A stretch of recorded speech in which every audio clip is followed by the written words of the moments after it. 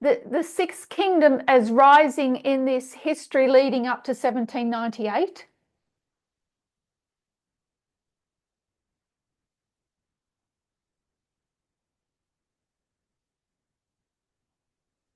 And it's established in 1798.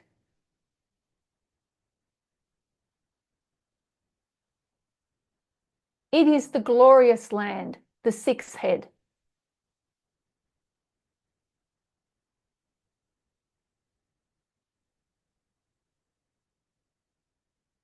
At the same time, the seventh kingdom has followed from the old world to the new.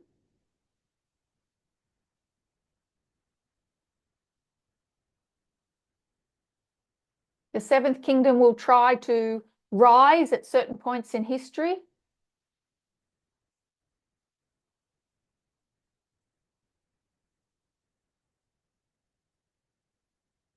The sixth kingdom is to keep it restrained and provide, be a protector and defender of God's people.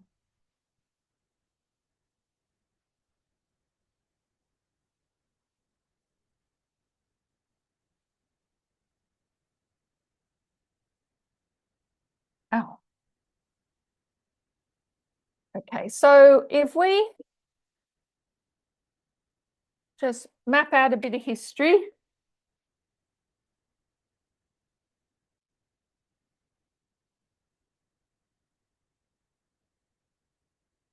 So in 1798, we have the sixth and the seventh.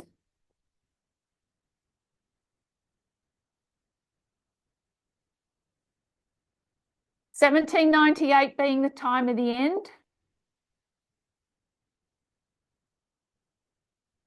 That gives us license to go to 1989.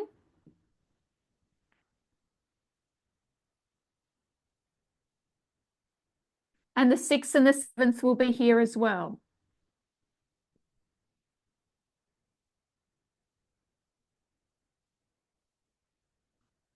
I'm going to skip some history, but we know from 2021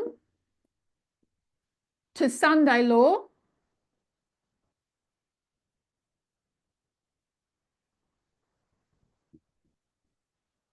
we see the seventh rising and the sixth declining.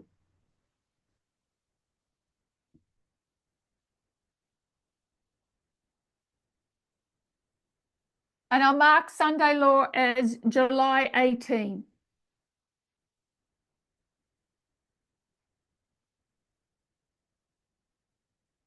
And I could have left myself a bit more room, so sorry about that. So if you want to mark Sunday law as between July 18 and December 17, I'm okay with that.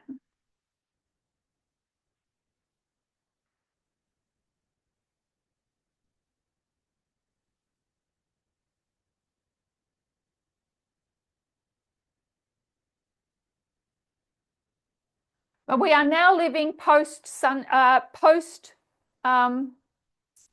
law.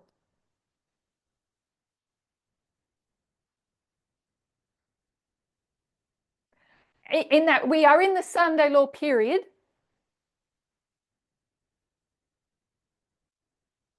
but it is all about the seventh kingdom.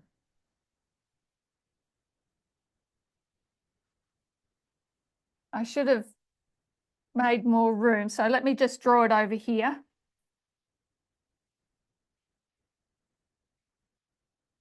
So we have Sunday law to close of probation.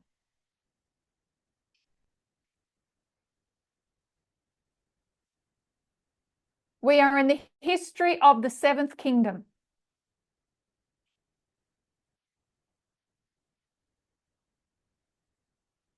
It is going to continue to rise in influence.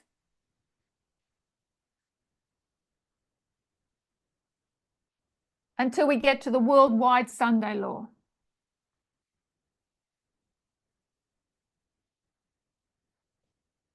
The sixth kingdom is no longer a restraining influence on the seventh kingdom.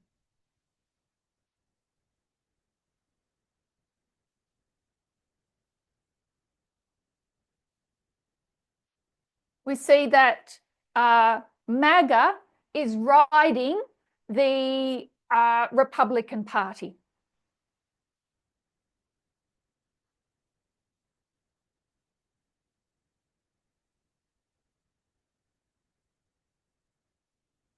So we can't really deal with this waymark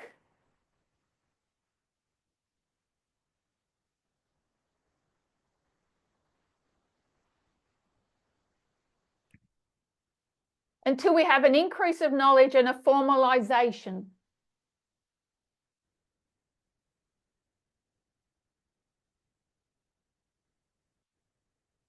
So Sunday law is July 18.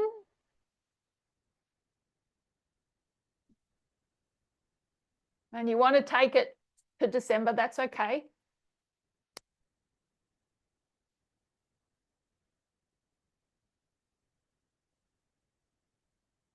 What's this increase of knowledge going to be on?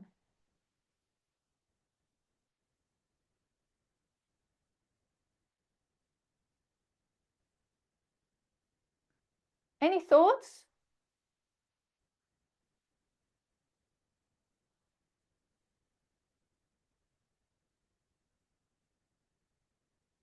Okay. Did you want to translate that?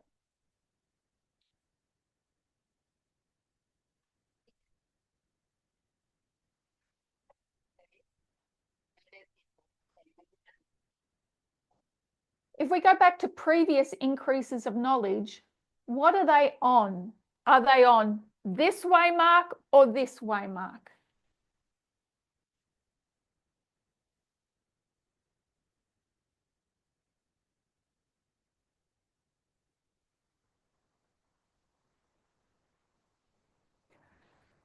The knowledge we need increased before we can move on to here is a knowledge of this event.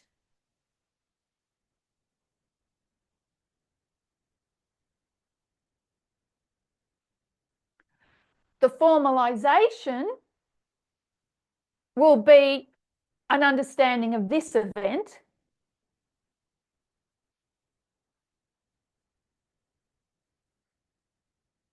And yet there is a thread running through them.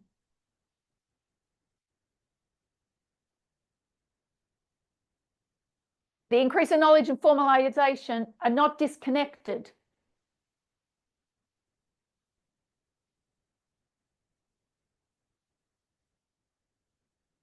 But we need to know more about this before we can move forward.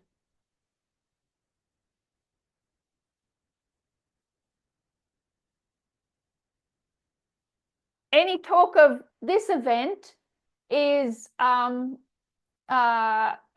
profitable unless we've got this increase of knowledge.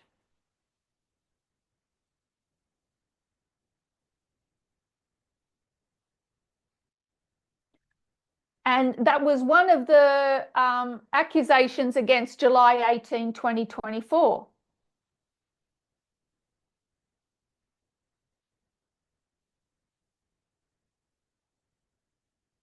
But it did have an increase of knowledge and a formalization.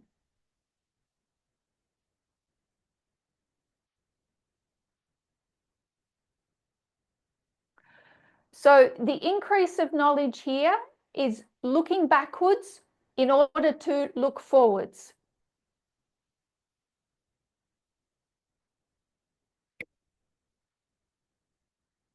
So July 18, 2024, we see the full takeover of the Republican Party.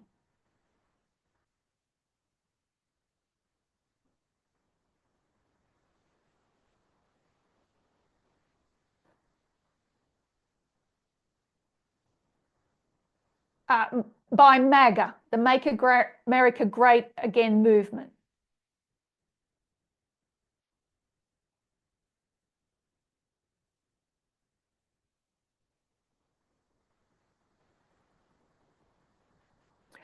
This bookends the 2014 Sunday law, where that process began.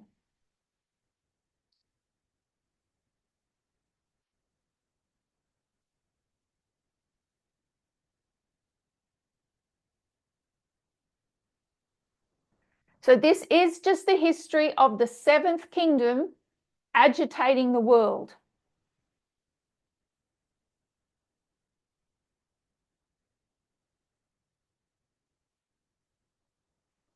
I'm not attempting at this stage to give any dates or anything for the increase of knowledge.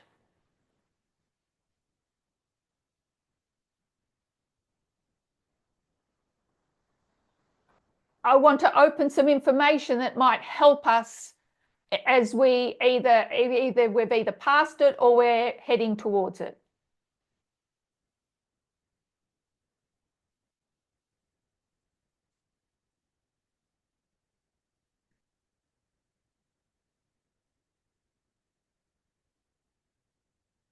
So on April 2, 2025, President Trump proclaimed Liberation Day.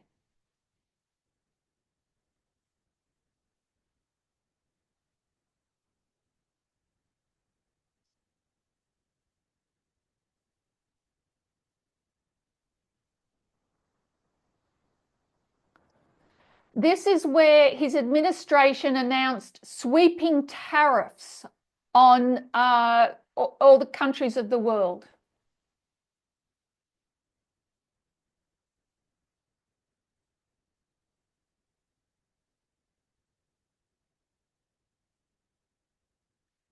This was compared to tariffs that were given in 1930s.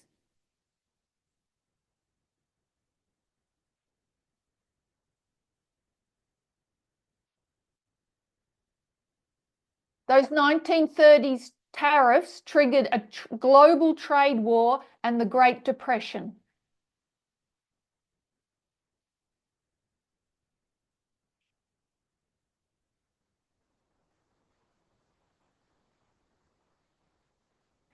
So a universal 10% tariff was put on all imported goods.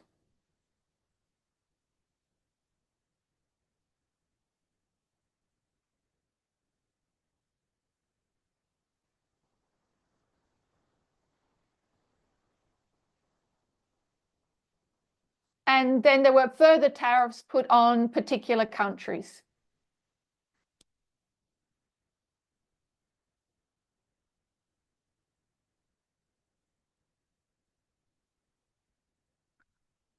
So what I'd like to do is quote from Ian Bremmer of G0.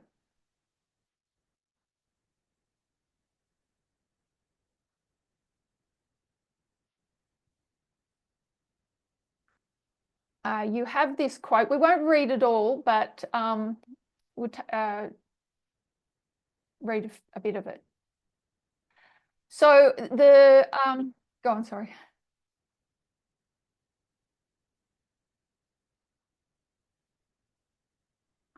This was given on April 7. No, it wasn't. Yeah, I think it was. Sorry. It's called Who Benefits from Trump's Tariff War?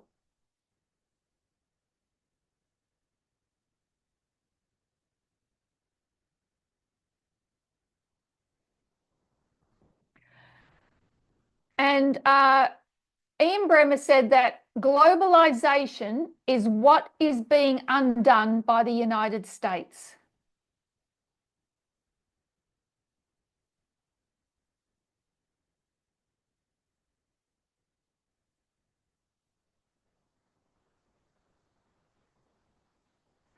So we understand that the issues in 1798 and 1989 are concerning unilateralism versus multilateralism.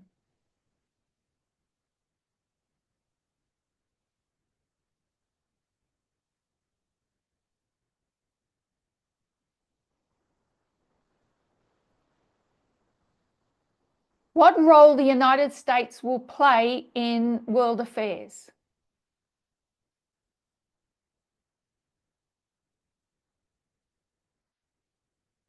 Bremer says that the United States benefited massively from globalization.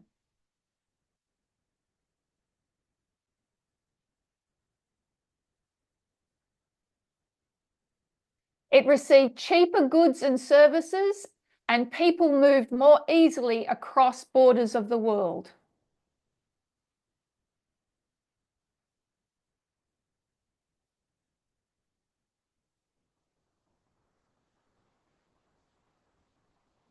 But just because the economy benefited didn't mean that the average American benefited.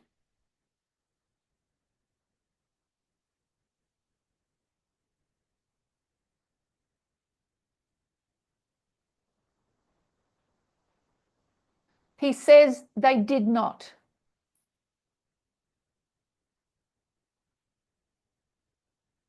The top 10% did a lot better, much better in the United States over the last 40 years.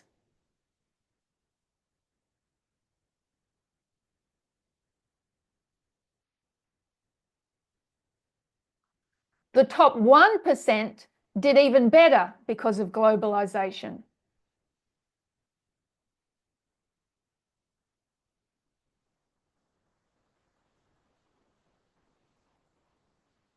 The top 0.001% did extraordinarily well.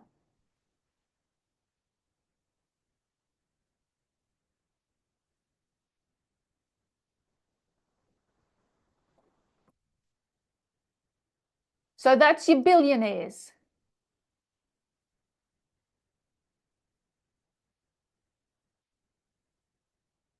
They were able to make enough money to capture the US political system and ensure that the policies were exactly what they wanted.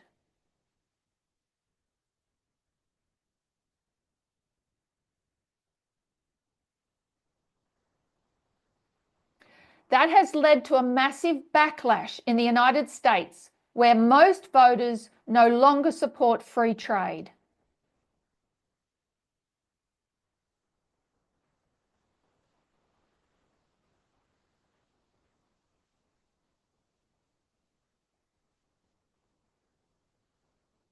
Most voters no longer support United States leadership on the global stage.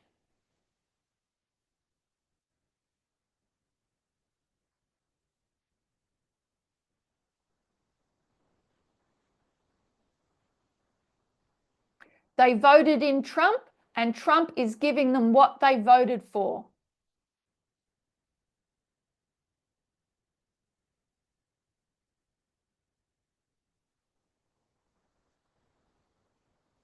Which is a tariff wall around the United States.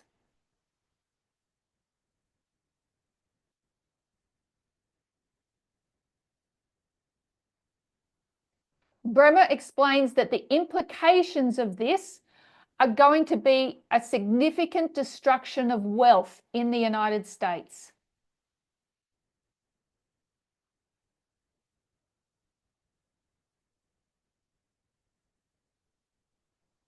And it'll affect markets all around the world.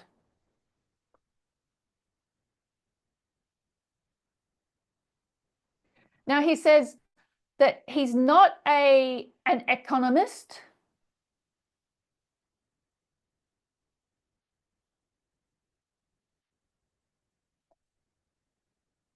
He is a political scientist.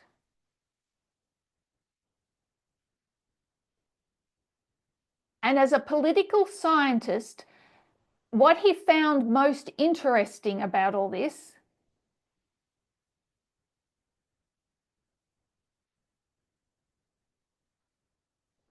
was the fight that's been occurring between deep MAGA and dark MAGA.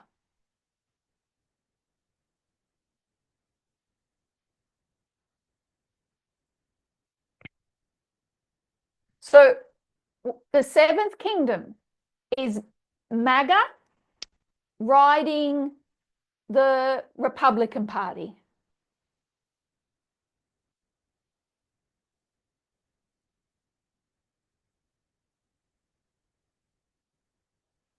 But it's a little more complicated than that.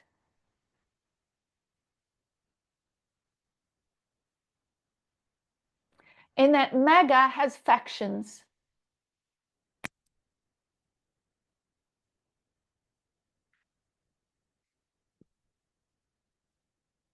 Uh, it has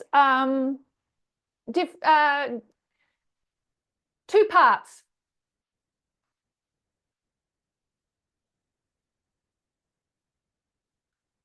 Oh, I'll write again.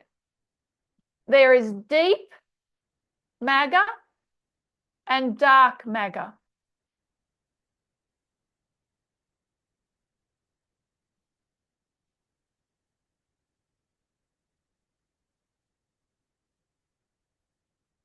We'll keep reading.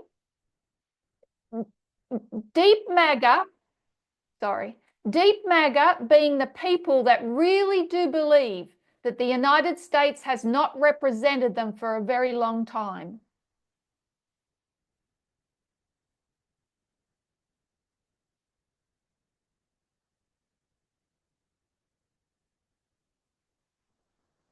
They want a fair shake from people that are more representative.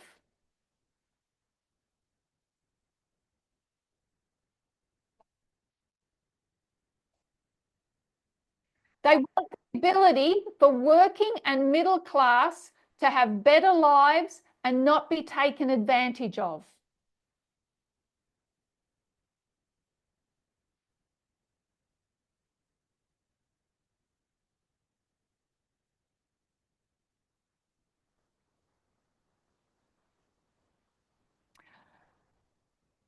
Dark MAGA believes in globalism and free trade.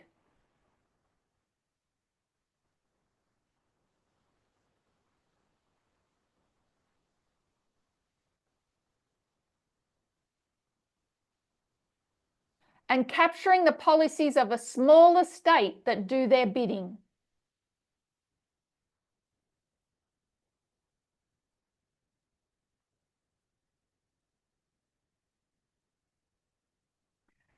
And Bremer explains that the fight before April 2 was between dark MAGA and deep MAGA.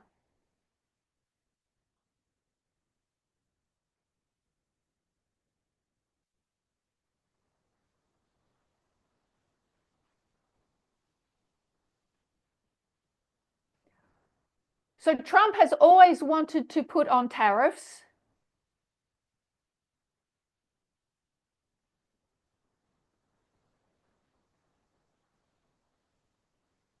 And he's been pulled in two different directions on these.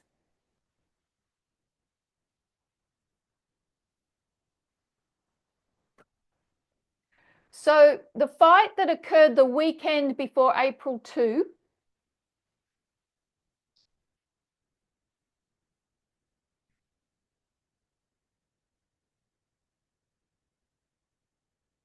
was between Elon Musk of dark MAGA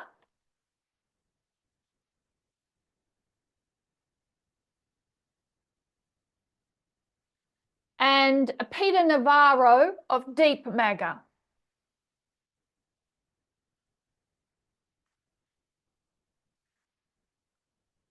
Navarro.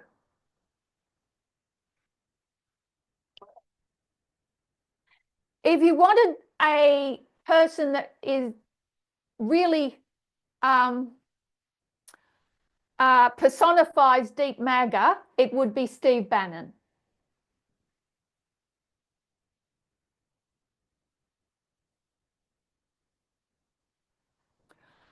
Okay, so Peter Navarro is the Trade and Manufacturing Counselor for the White House.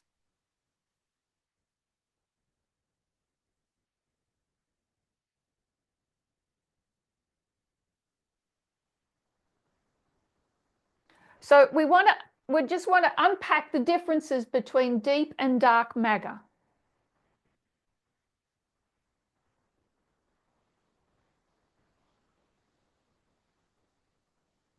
So again, this is the fight, and it wasn't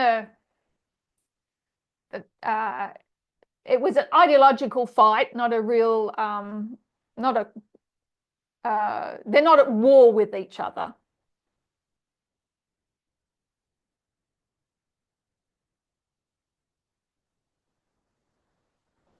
But on April 2, Trump sided with deep MAGA.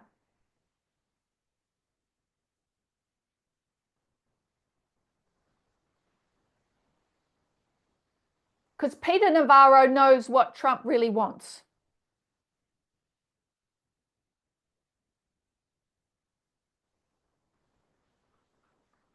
So the origins of deep MAGA go right back to the 2008 financial crisis.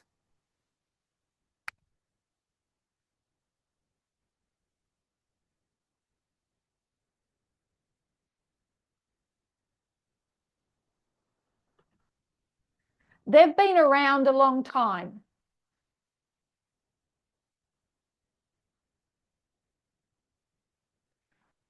They are hard right nationalists, populists.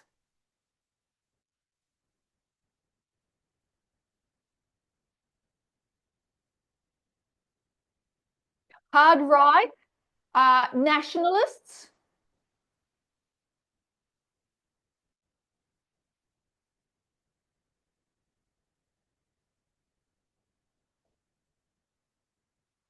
Think populism.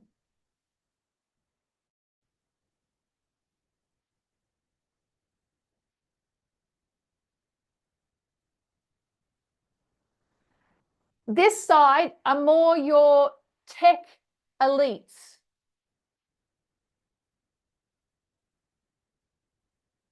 Tech, like Silicon Valley, your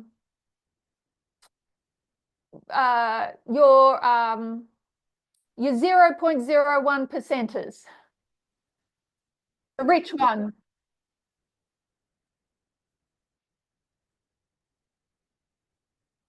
Their origins start January 6, 2001.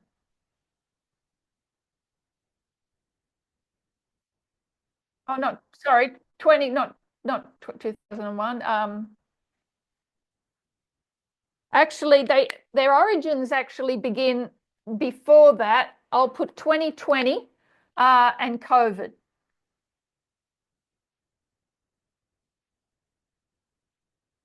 But it's relatively new.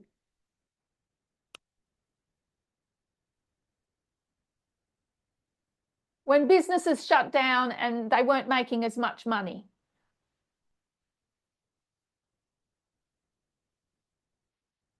They resented the government's interference because of COVID.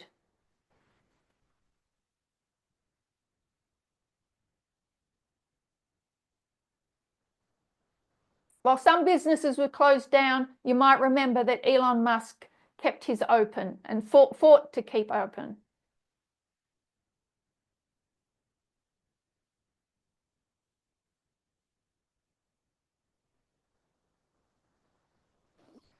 So there's a lot of things that they differ on.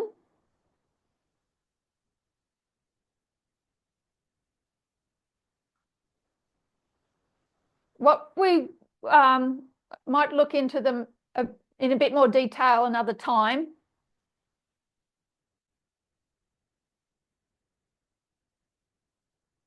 But when, in regard to globalism, Steve Bannon, gone.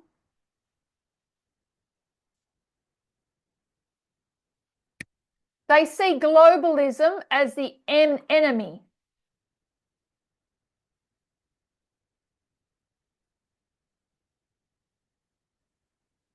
Whereas dark MAGA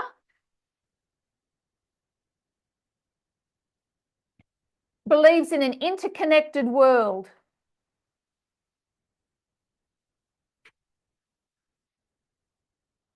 I'll just write globalism.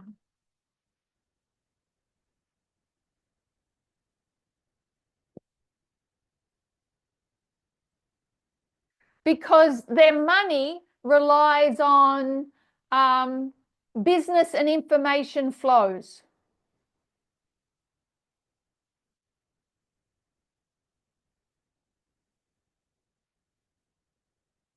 They're critical of global interference or bureaucracy,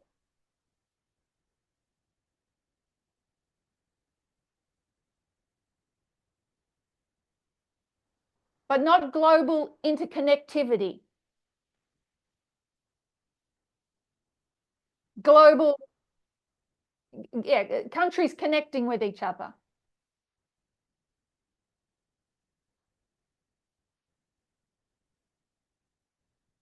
So Elon Musk would resent governments interfering with their businesses.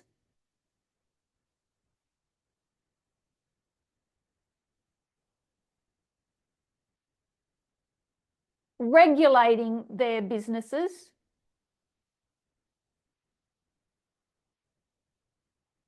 But they're not anti-global trade.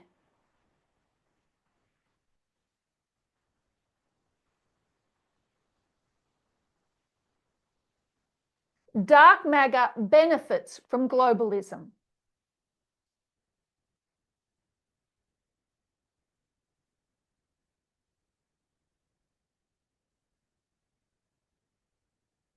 And tariffs will hurt their businesses.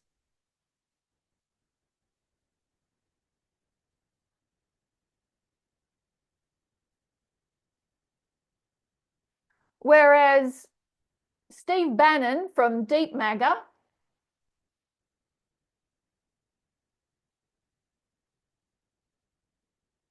sees the global elite as their enemies.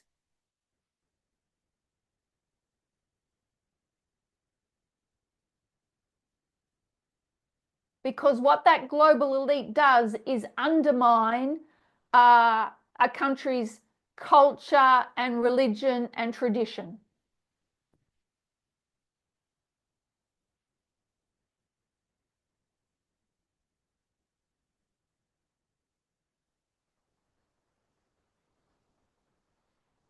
They see globalism as a threat to their culture.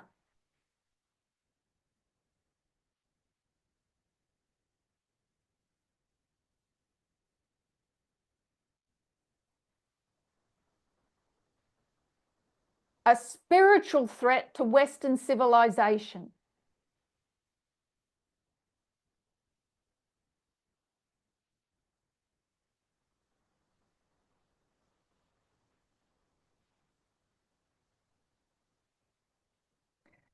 It's called Deep MAGA because the ideology runs deep.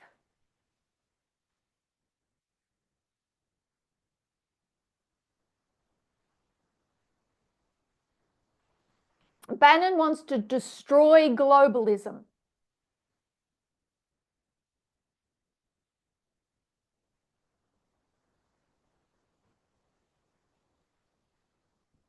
He wants to break those world institutions like the World WTO, the World Trade Organization, and the United Nations.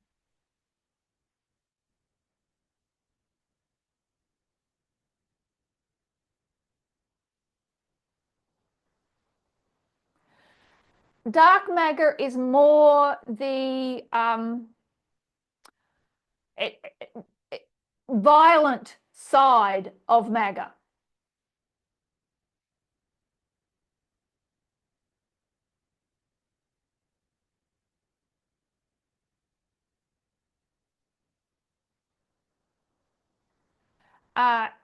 It doesn't have that deep-rooted ideology.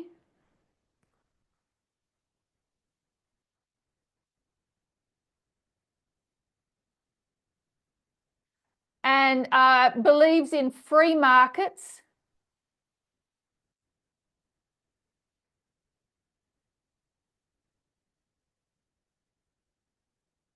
But they see themselves as a cultural warriors.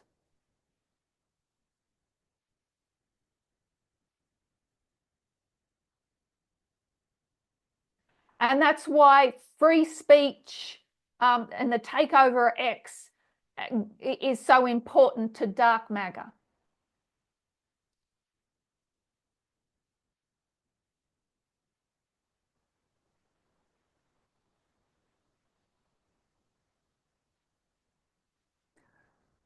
So as MAGA is riding the Republican Party beast,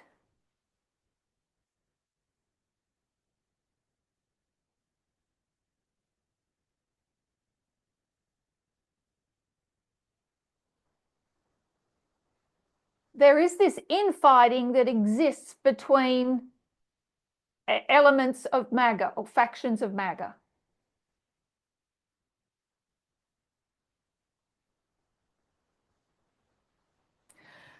And it is over globalism and world trade.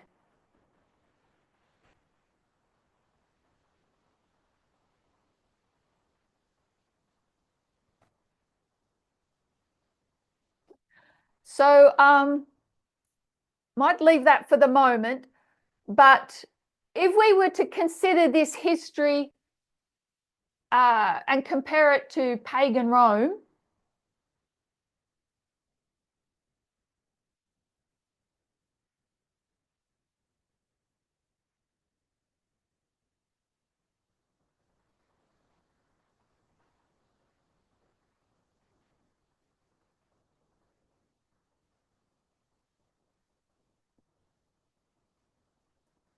so if we, you're back.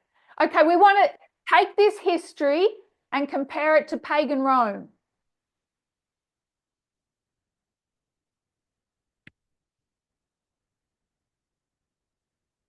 We know that we would call this the conquering of the glorious land in 63 BC.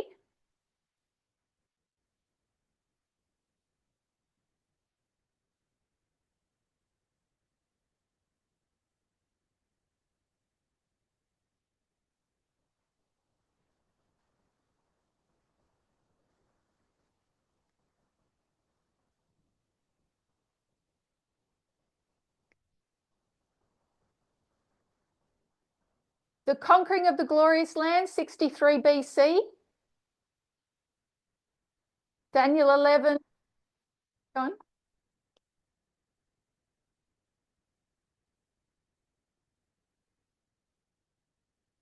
Oh, okay. No worries. That happens. So, glorious land, Sunday law, conquered 63 BC.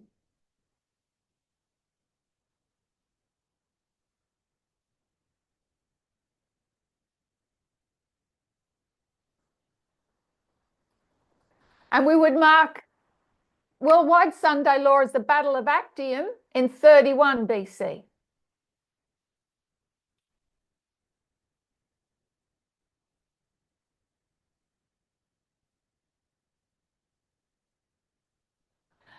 And during this history, we see an internal battle or a civil war within Rome.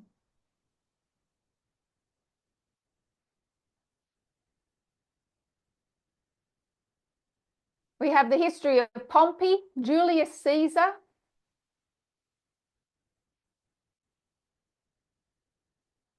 leading up to the Battle of Actium.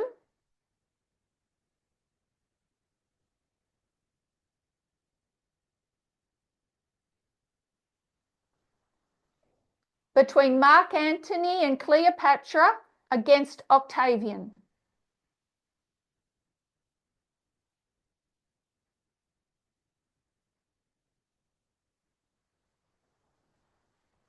So Mark Antony against Octavian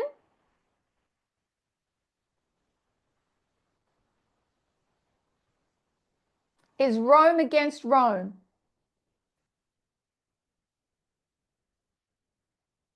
And Cleopatra representing Egypt or the world.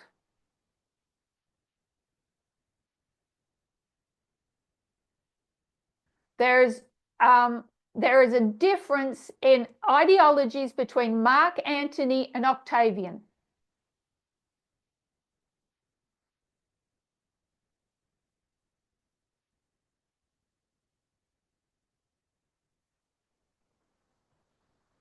And how they relate to Cleopatra or Egypt or the world.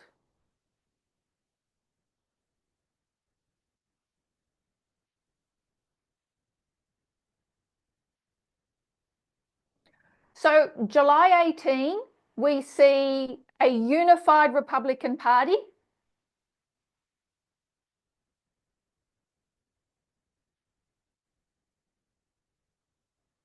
unified under Trump.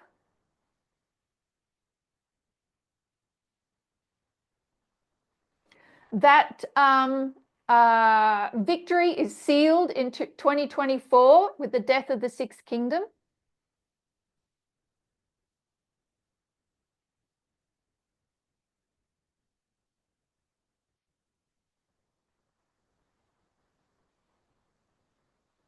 And as we come into 2025 and we see the inauguration on January 20,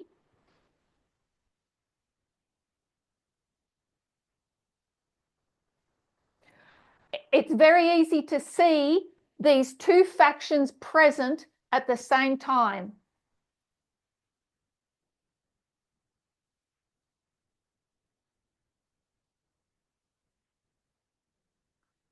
So at the inauguration, it's clear to see deep MAGA and dark MAGA present.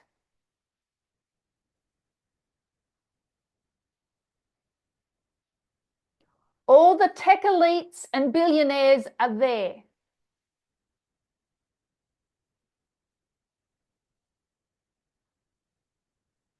As well as the representatives of deep MAGA that have been there from the very beginning.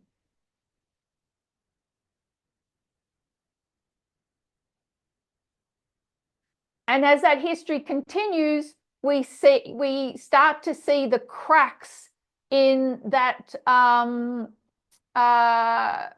alliance.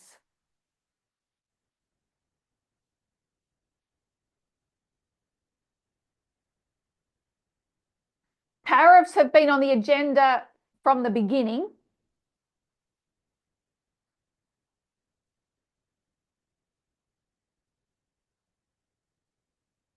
But the closer they came to implementation, the more stress you're seeing between these two factions.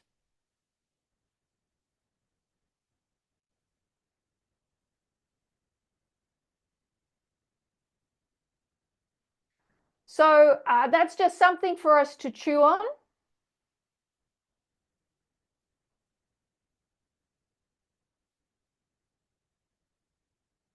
As we continue to walk through this history.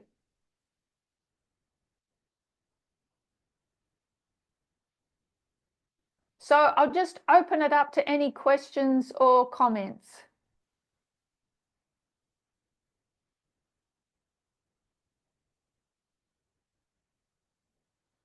So just to summarize, we looked again at the 6th and 7th kingdom.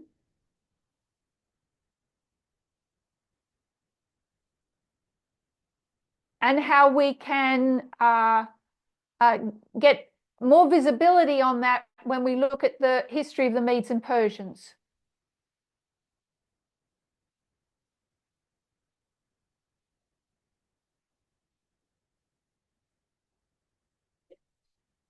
And now we've come post that history of the 6th kingdom.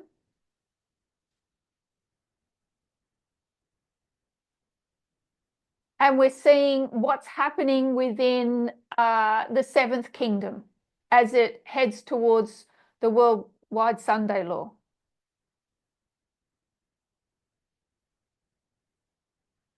And the different ideologies that are in play there.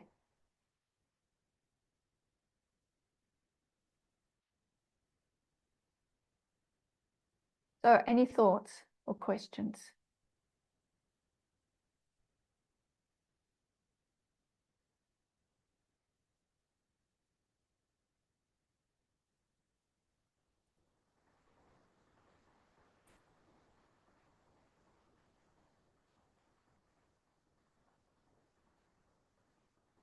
That's okay. Then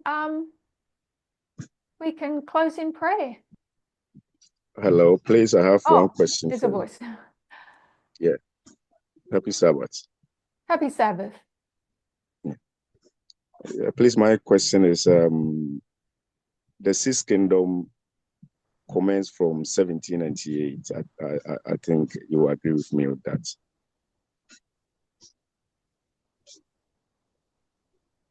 the Sixth Kingdom, which is United States of America, commenced from 1798 to our time.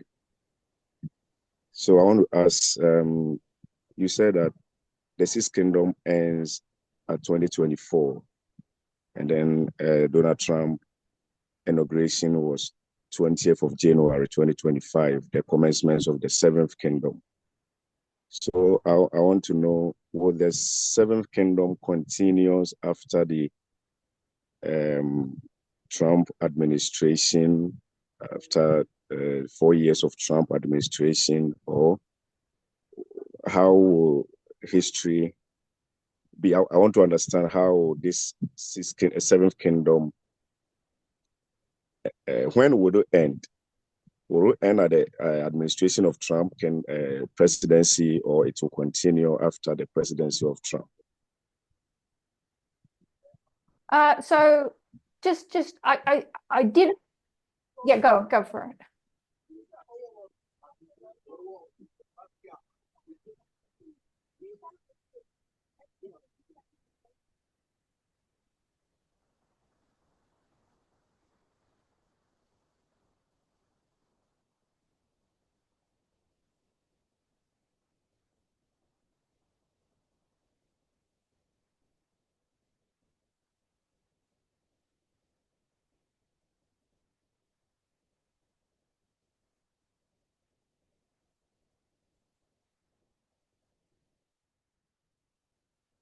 Okay, so I don't know if I quite heard you, but just to clarify, Sunday law occurs within 2024.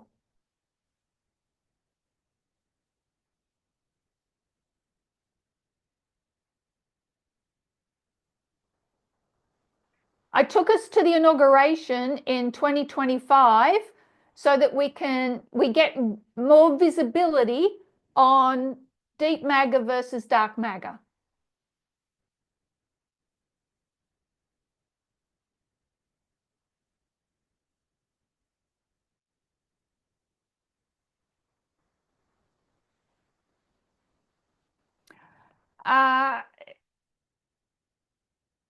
The end of the Seventh Kingdom. I can only give you some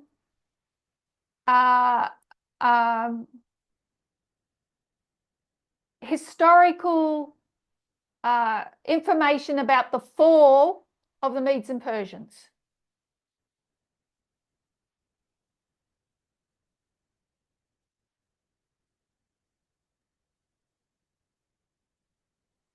So one of the truths that we get from the Medes and Persians is that it is the last, Trump is the last president.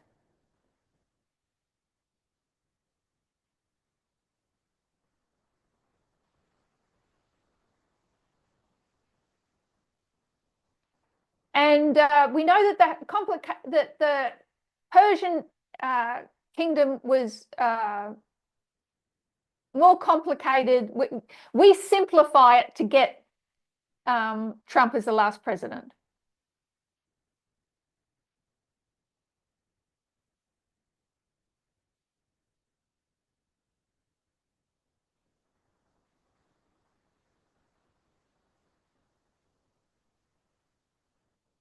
But if we were to go to Xerxes the Great or Ahasuerus, who gave the death decree,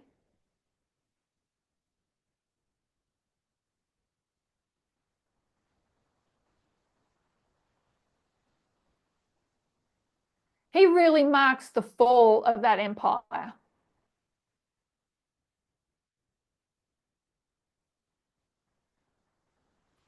So they had no succession plan after him, after Ahasuerus.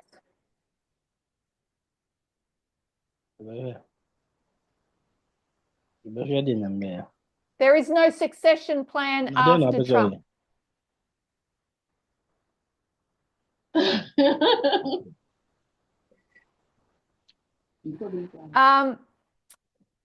You know, some names have been floated. Somebody floated J.D. Vance, and Trump shot that down.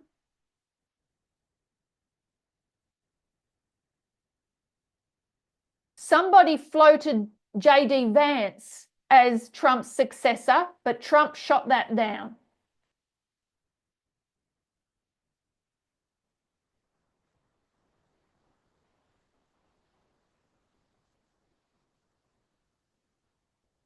So Xerxes the Great had no succession plan.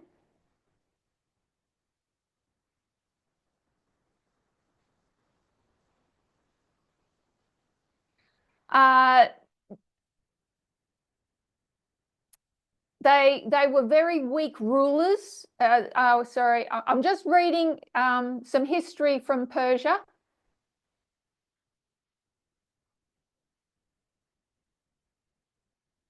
What brought about its final fall?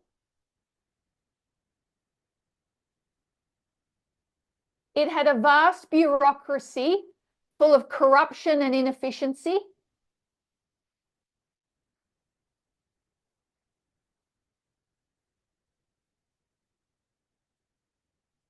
Heavy taxation that funded lavish royal lifestyles.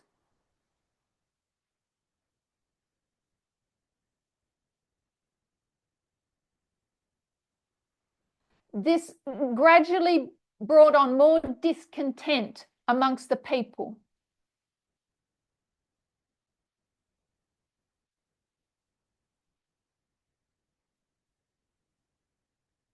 And various regions started to rebel.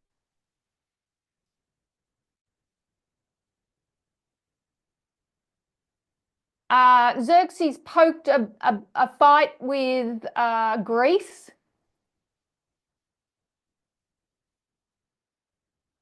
Spent more money than it could afford.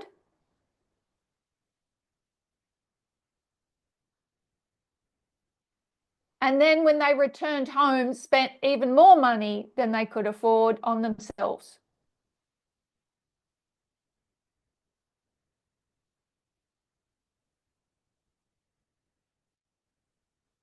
The Persian Empire was so much conquered that it collapsed.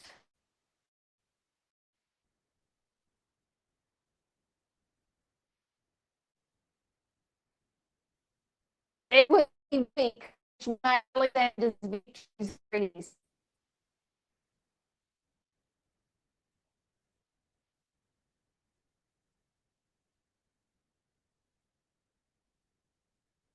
So corruption, economic strain,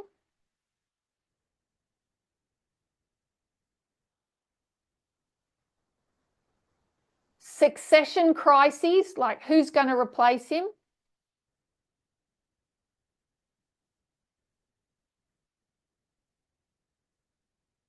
that all brought about the collapse of Persia.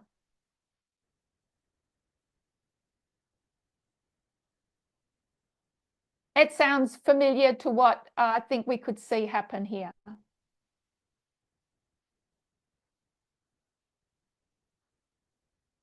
So what will bring, who Alexander the Great would be, or what that, we know that tidings out of the east, and Alexander came from the east. What that's going to look like, I don't have any visibility of that at this stage.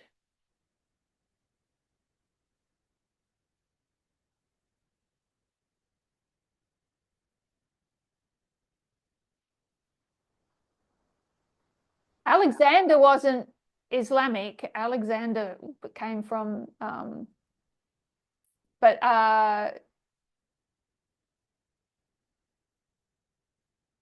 yeah, anyway, I might just leave that one alone. Sorry. we know that there's, it's not going to take much because of their own internal weaknesses.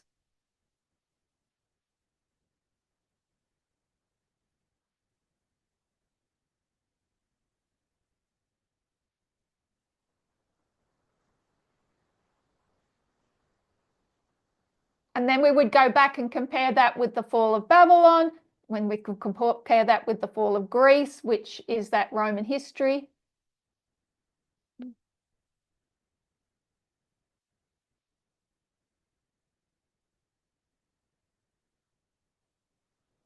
and bring all that information together.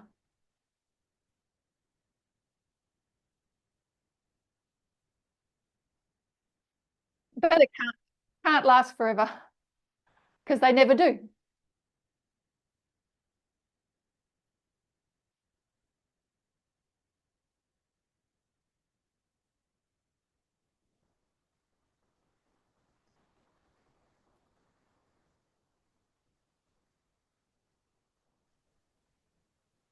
Hello, Elder Terrie. Hello. Do you do you have any information about the 1 hour in Revelation 17? Where can we mark it like at the beginning? Is it at the National Sunday Law or at the Worldwide Sunday Law for the Seventh Kingdom? Did you want to translate that?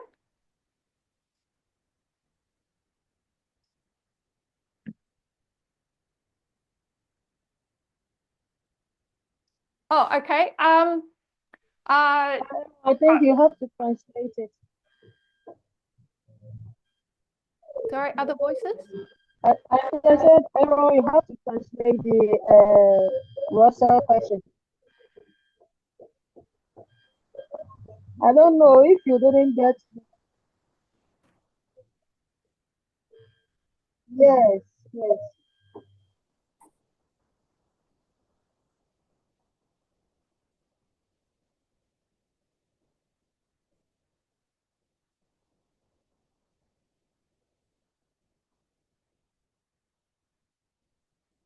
So if I think if I understand it correctly, you're talking about the 1 hour or the short space.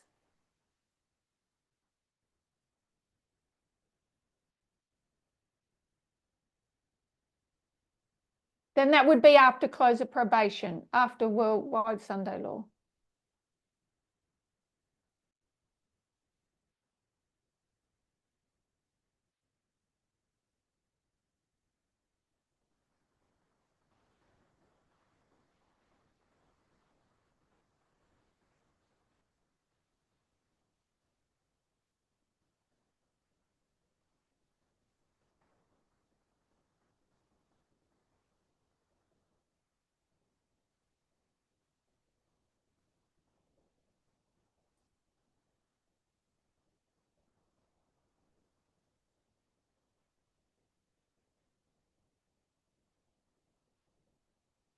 Yes?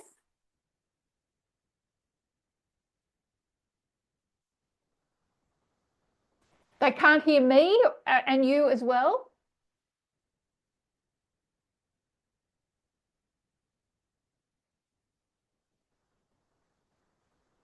Sure. Well, I think the answer's been recorded.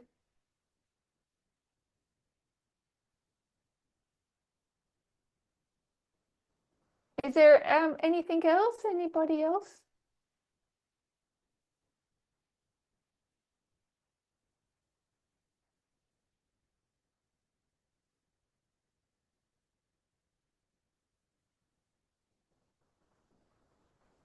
Hello, Elder Terrie. Hello. Yes, Joseph here. I have Hello, a question. Malcolm. Big voice. Joseph here. I have a question. Sure. Thank you, Joe. Yes. My question is, you are marking Sunday Law July 18, 2024, where Trump is crowned on the NRSA as their king. Yeah, and the other thing you have marked that is the completion of the purging of the Republican Party. Yeah, but why not marking the inauguration where Trump is also given authority to start ruling as the president or as the king of the United States by the institutions?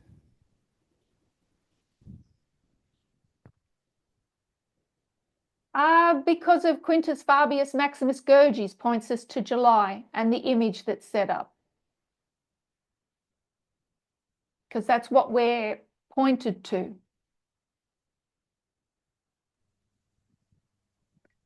Quintus Fabius Maximus Gurges was an ambassador. Wasn't a ruler, wasn't an emperor.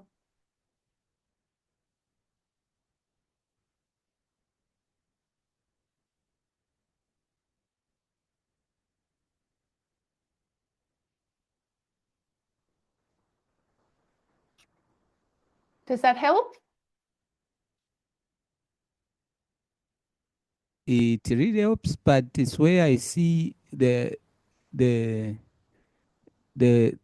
problem or the fight, especially when I look back in some of the other presentations where some presenters are marking January 2025 as the beginning of the waymark of Sunday law, because there also Trump is given power and authority to become the president, to start ruling. Yeah, but we see again on July 18, 2024, Trump is crowned as the leader of the Republican Party with no opposition. Yeah, so that's why I brought that question. Sure.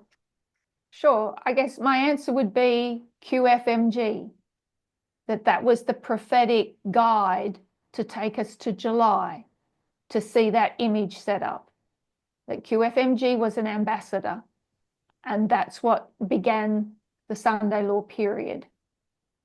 And that can be bookmarked with 2014 to show the logic makes sense about January 20, but there is no prophetic explanation for it. You can't give a prophetic story. You can go, well, it looks like it to me because of this, this, and this. But there's no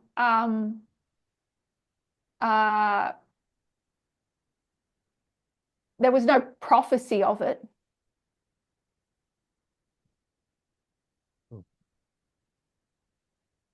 Yeah. Can I say something also? Sure. Yes. I think I remember in the movement, there are some studies which were saying 2021 is the agitation of the Sunday law. Yeah, which pretty shows that if you look at 2021, we expect some of those properties of 2021 to be probably more visible at the Sunday law. And I think what we have not paid attention much to on 2021 is the Republicans. We paid much attention to Joe Biden, the certification of Joe Biden. Yeah. But what we don't really pay attention is what took place within the Republican Party, because that is what is going to show us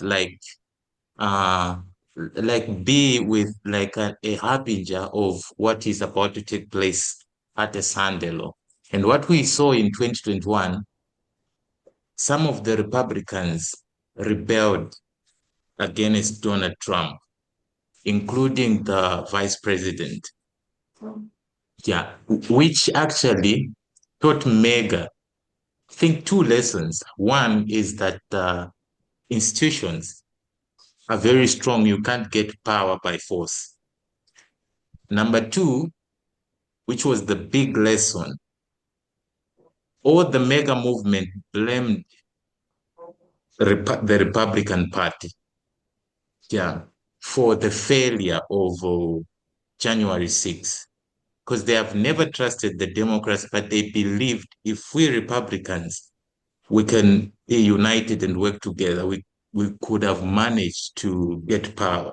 So they blamed the Republicans, and they started saying maybe we should form our own party. Even Trump threatened that. But then the solution they came up with is that we need, it's either we form a third party or we completely take over the Republican Party where there is no rebellion, which showed that in 2021, the work that started in 2014 was not yet done. Now there is this final work which they need to like complete of paging the Republican Party. And if we saw that in 2021 and we see what the Steve Bannon, Stephen Miller started doing, that was supposed to be a window or a harbinger to help us to come and see what we need to see at the Sunday law. So when we see, like on July 18, what we see is the complete work which actually continued in 2021. Yeah, and 2021 was as the agitation. It was supposed to agitate us that very soon the Republican Party we see restraining Trump from taking power will be gone at the Sunday law. And I think that is what we are supposed to see. So if we look at that and we come to July 18, I think it perfectly match it being the Sunday law and 2021 being the agitation, yeah, or the formalization, which is showing us what we need to see at the Sunday law. Yeah. Yep. Can't say it any better than that. Did you need to translate that? Was on. Yeah. Maybe afterwards, but yes, that thread is there, and how they called them rhinos, Republicans in name only, that they really could have made that coup work if everybody had got on board. And so, like you said, the work hadn't been finished, but it started in earnest. And that's where you can note Steve,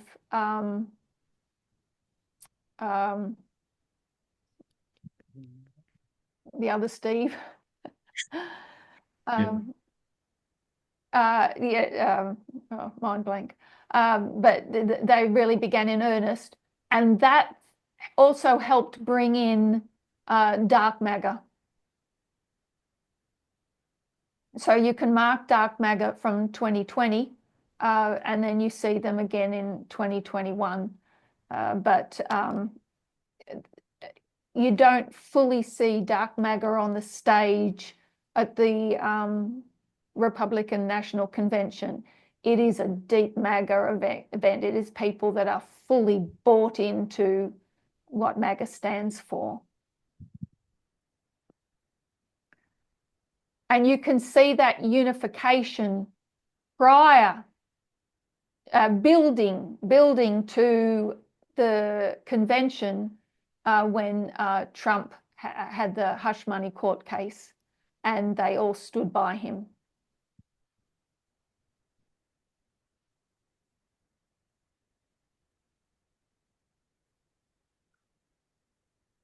So thank you. Good questions. Thank you. And thank you. Hello. Hello. Hello. Yeah, I will appeal to the members to end the presentation because it is late night on Australia, I mean on the Terrie side, so that she may get enough time to rest.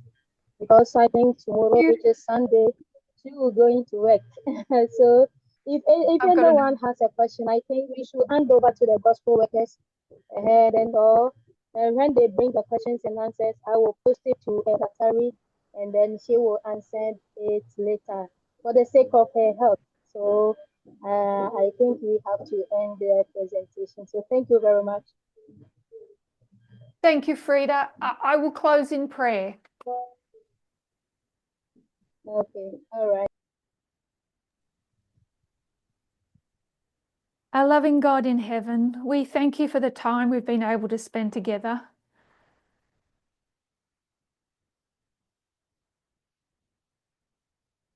We pray for more clarity on these subjects.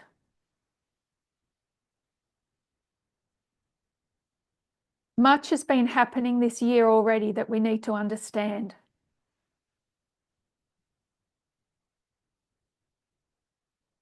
Help us to place these events correctly and carefully.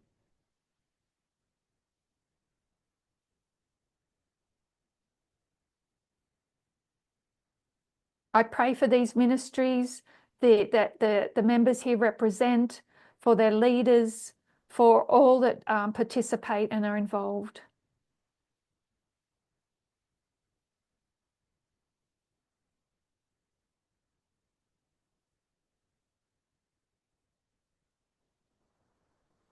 And pray, by your grace, we would all stand on the sea of glass together.